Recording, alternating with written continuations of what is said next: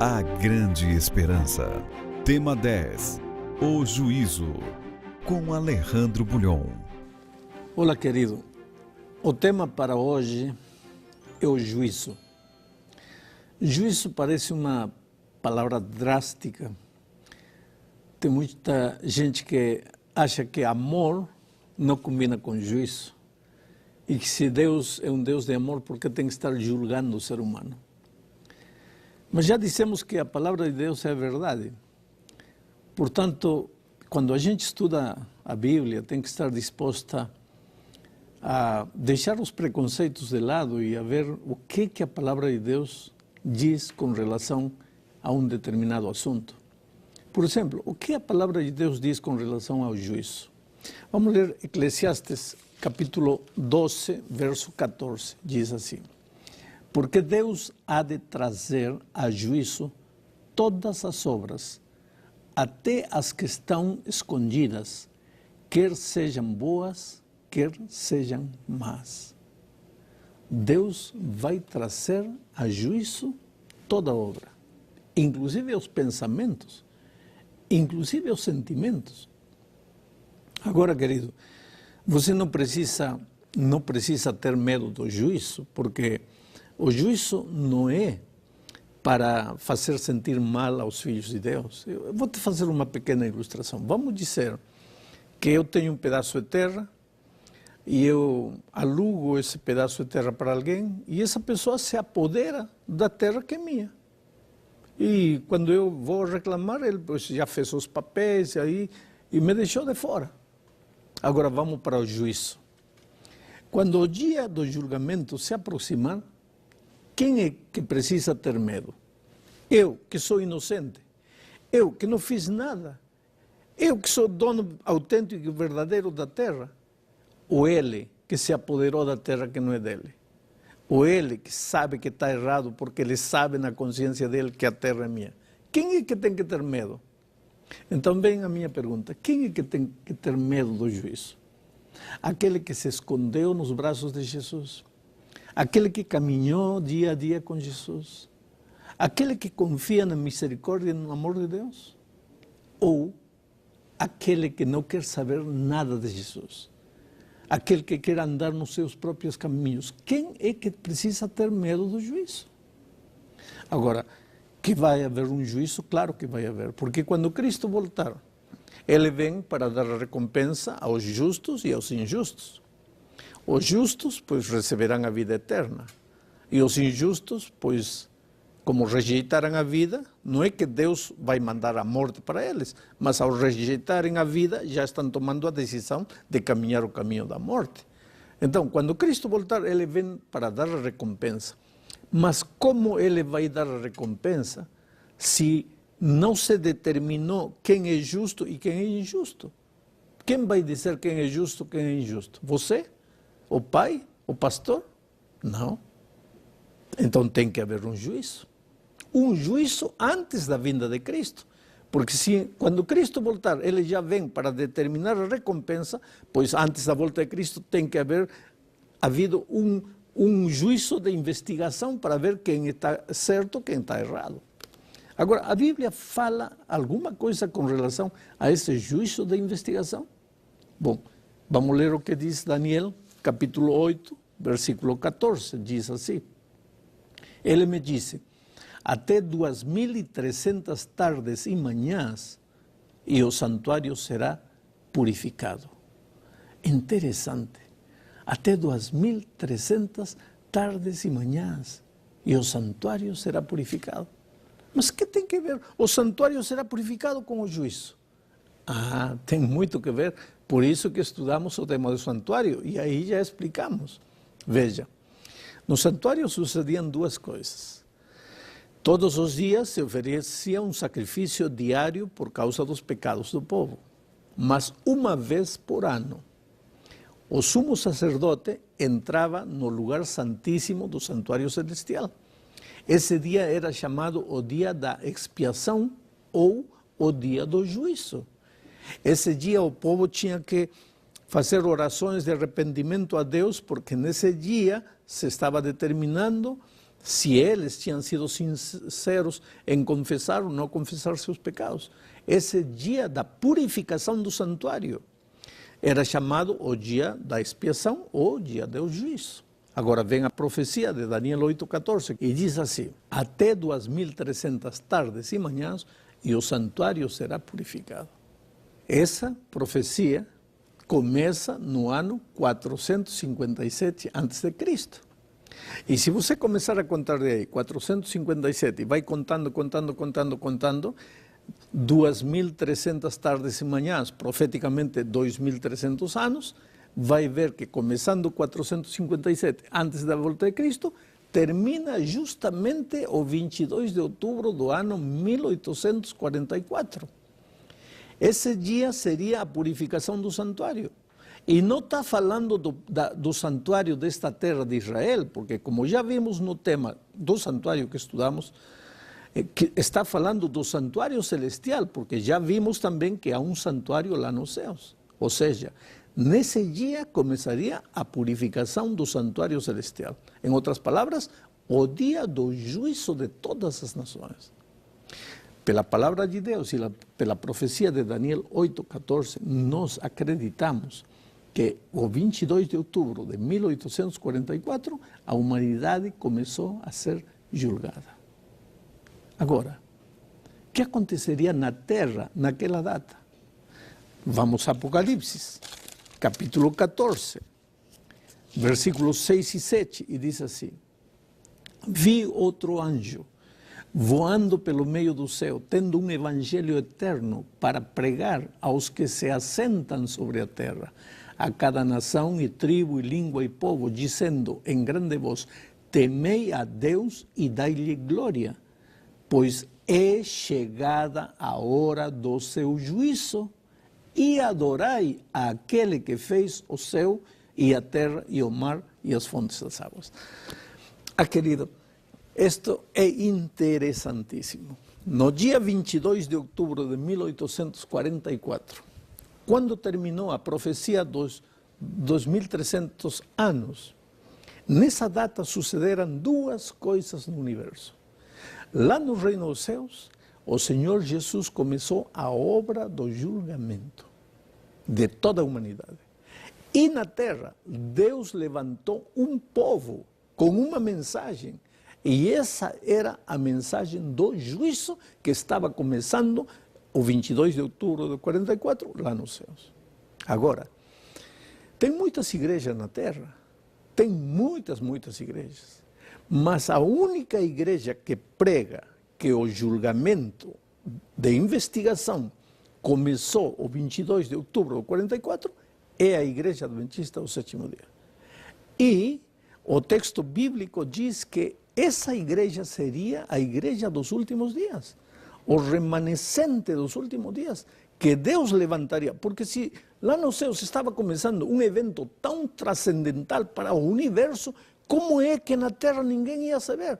Então Deus precisava levantar um povo para anunciar o início do julgamento entre os seres humanos. Agora a pergunta é: qual é a função de Cristo durante o julgamento? 1 de João, capítulo 2, verso 1, diz assim: filhinhos meus, estas coisas vos escrevo para que não pequeis. Se todavia alguém pecar, temos advogado junto ao Pai, Jesus Cristo, o justo. Você não tem que ter medo do julgamento. Por quê? Porque você tem o melhor advogado que existe neste mundo, que é Cristo Jesus. Tudo que você tem que fazer hoje é: se pecou, vai a Jesus, Ele é teu advogado. Agora, no julgamento, Ele defende teu caso e diz assim: é verdade que ele pecou? Pecou. Ele matou? Matou. Roubou? Roubou. Ele arruinou? Arruinou. Ele fez de tudo. Agora, Jesus diz assim: eu não nego o que ele fez. E, portanto, ele merece morrer. Mas eu morri na cruz do Calvário sem ter feito nada. E ele crê em mim. Portanto, a minha vida eu passo para ele. E a morte que ele merece eu recebi já. Então, querido, tudo que você precisa fazer é crer no Senhor Jesus Cristo. Porque não interessa a vida que você viveu, todos os teus pecados são carregados sobre Jesus na cruz do Calvário. Mas para isso você tem que crer. Agora, quantos tipos de juízo existem? 3. O juízo de investigação. Daniel 7, 9 e 10 diz assim: continuei olhando até que foram postos uns tronos, e o ancião de dias se assentou. Sua veste era branca como a neve, e os cabelos da cabeça como a lã pura. O seu trono eram chamas de fogo, e suas rodas eram fogo ardente. Um rio de fogo manava e saía diante dela. Milhares de milhares o serviam, e miríades de miríades estavam diante dele. Assentou o seu tribunal, e se abriram os livros. Aí está o livro, o juízo de investigação, que começou o 22 de outubro de 1844. Mas existe outro juízo, o juízo de comprovação. 1 aos Coríntios, capítulo 6, verso 2 diz: ou não sabeis que os santos hão de julgar o mundo? Ora, se o mundo deverá ser julgado por vós, sois acaso indignos de julgar as coisas mínimas? Esse é o julgamento de comprovação. E esse julgamento de comprovação vai acontecer durante o milênio. Isso vamos estudar no tema do milênio. Durante o milênio, que farão os remidos? Pois durante o milênio parte do seu trabalho será o julgamento, não para determinar quem merece e quem não merece, sino para investigar e comprovar que o que Deus determinou estava certo. Por que digo isso? Porque muitos dirão assim: mas meu pai era bom e como se perdeu? Mas aí no julgamento de comprovação você vai ver que embora teu pai parecia bom, não era tão bom assim. Quer dizer, esse julgamento é necessário para nós ficarmos tranquilos com relação à determinação divina. Mas finalmente vem o juízo de execução. Apocalipse 20, 7 ao 10 diz: quando, porém, se completarem os 1000 anos, Satanás será solto da sua prisão e sairá a seduzir as nações que há nos 4 cantos da terra, Gog e Magog, a fim de reuni-las para a peleja. O número dessas é como a areia do mar. Marcharam então pela superfície da terra e sitiaram o acampamento dos santos e a cidade querida. Então desceu, porém, fogo do céu e os consumiu. O diabo, o sedutor deles, foi lançado para dentro do lago de fogo e enxofre, onde já se encontram não só a besta, como também o falso profeta. Aí está o juízo de execução. Ou seja, o julgamento de investigação está sendo realizado a partir de 1844. O julgamento de comprovação será realizado durante o milênio, e o julgamento de execução será realizado quando, depois do milênio, pois aí a morte eterna será para os ímpios e a vida eterna definitivamente para os que acreditaram em Jesus. Querido, Deus te ama. Não tenha medo do juízo. Deus te ama e neste momento as portas da graça estão abertas, e você, apesar de qualquer coisa que haja na sua vida, pode dizer: Senhor, eu te aceito como meu advogado, eu creio em ti, eu confio em ti, e durma feliz, em paz com sua consciência, esperando o dia da volta de Cristo. Que Deus te abençoe.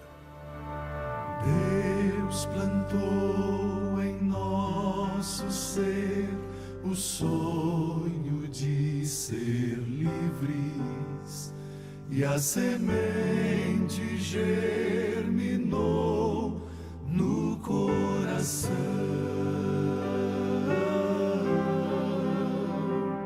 Sentimos lá no Éden o sabor da liberdade,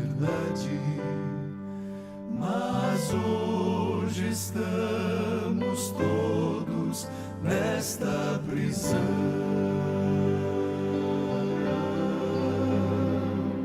E todos nós cantamos as canções de liberdade.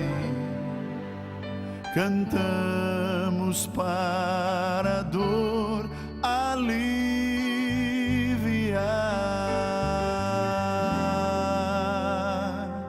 E mesmo ao nascer, um bebê já está lutando, tentando de se libertar, ser livre, enfim, é a esperança que nos move o coração. Ser livre, enfim, é a força pra viver. Ser livre é quando eu confio no poder que vem da cruz. Liberto estou e vou cantar.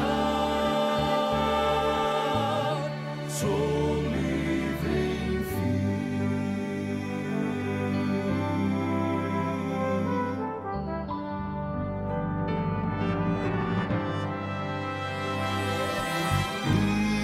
Liberdade é o clamor de cada criatura, e seu grito foi ouvido lá do céu. Lá do céu, as correntes se quebraram quando Cristo veio à terra. Entregou seu próprio corpo pra nos salvar. Eu vou cantar em alto som pra todos me ouvirem,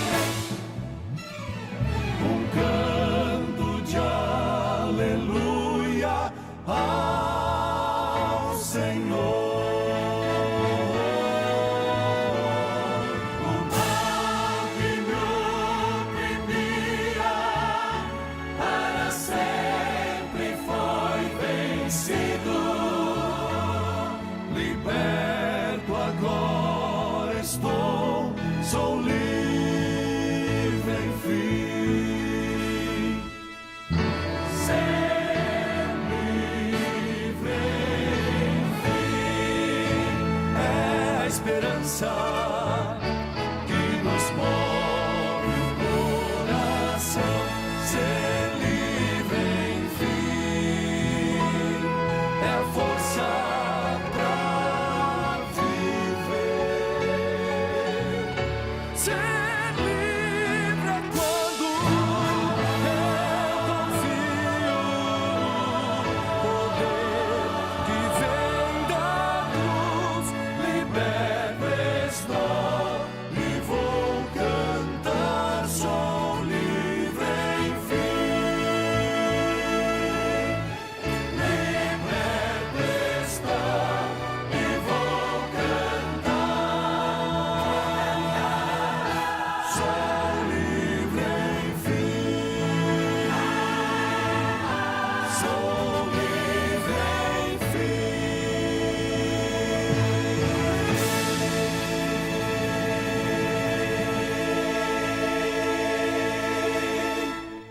O próximo tema será sobre a lei de Deus. O pastor Bulhon vai falar sobre o papel da lei no plano da salvação. Qual é a função da lei? Esse é um assunto muito importante porque há muita dúvida acerca dessa questão. Prepare-se, será um estudo extremamente empolgante. Feche os seus olhos, vamos orar. Pai querido, obrigado porque nós estamos seguros de que no juízo temos a Jesus Cristo como nosso advogado. Ele apresenta o seu sacrifício em nosso lugar e oferece a cada um de nós a certeza da salvação. Abençoa, Senhor, esse teu filho e essa tua filha, que crê em Jesus e que o aceita como seu Salvador e Senhor. Em nome de Jesus rogamos. Amém.